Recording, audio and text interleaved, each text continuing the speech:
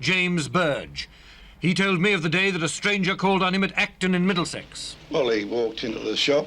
I thought he was a traveller trying to sell me something, and he wanted to speak to me privately. So I said, well, I'm on my own for about 10 minutes, so he said, I'll come back. So when my brother turned up, I walked out onto the pavement to see him, and he said, I'll put my cards on the table. We're taking over this man of protection. I said, you are you? So he said, yes. He said, sure, you can afford a £5 a week?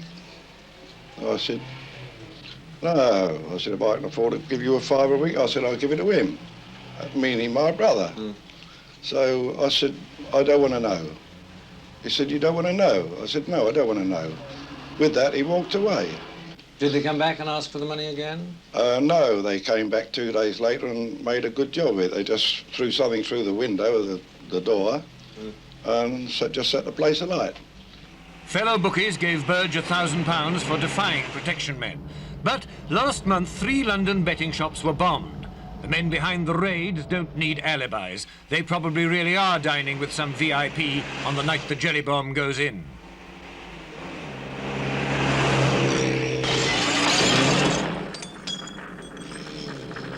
Their stooges get £20 per raid. Only the bigger raids get publicised. Many victims keep quiet or say it's not protection, just a private quarrel. Anything not to cross the rival gangs who hotted up the war recently when their leaders left prison and got back into business.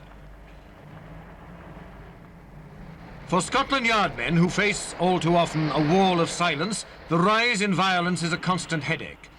New orders have been issued in a bid to check the racketeers. Whereabouts, sir? Balham High Road. Whereabouts in the Balham High Road? Each night, anti-bomb patrols stand by for orders. Each day, detectives press home their inquiries, seeking the bookies' answers to a 7-point questionnaire. Protection goes under many names, so police want to know from the bookies if they've had appeals for charity, if they've been asked to help men in prison. But the bookies have other men on their minds, men like betting clerk Ted Berry. He lost a leg after being shot down in the East End. Protection flourishes there just as much as in the West End. One man whose reputation spanned both areas, former gang leader Jack Spot.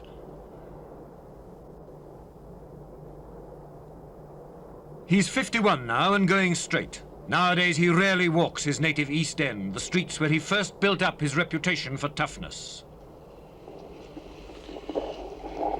Now, Jack Spot, good morning. You were once called the king of the underworld, I think. Yes, that's what the papers called me. Well, what was the underworld like in your time? Well, in my time, the underworld was governed by a mob that came from a certain district in London. They were all aliens. And when the war came, half of them was interned for being enemy aliens. The other half I demolished. How did you demolish them? Well, I had a bit of a reputation as a tough guy. I went to see them, and then they all ran for their lives. And afterwards, they paid me back by getting me done up, years later. Yes, well, how many of them were involved in that? When they came out of internment, was it?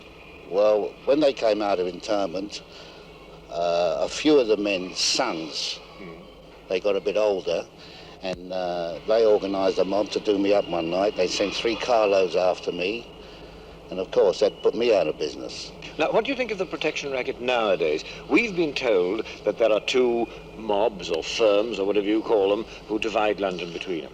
Is that right? Well, that's not right, no. There's a number of gangs in London working the protection racket, and with the help that's been passed in Parliament with the betting laws and the gambling laws, they've got it very easy. You mean that the law now makes it easier for the protectionists? Well, of course, there's big money involved, you see, in these betting shops and these gambling clubs. Now, do these mobs, whether there are 2 of them or more than 2 of them, do they divide London geographically, or do they say, right, we look after betting shops, you look after striptease clubs? Oh, no, they mix it all together, you see. They put men in the striptease clubs, and the striptease club belongs to the gangs.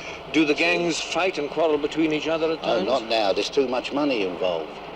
As I said, if the gambling laws if there had been no betting shops, and the gambling laws were different, because in my time everything was illegal, you see, the protection racket would die a natural death.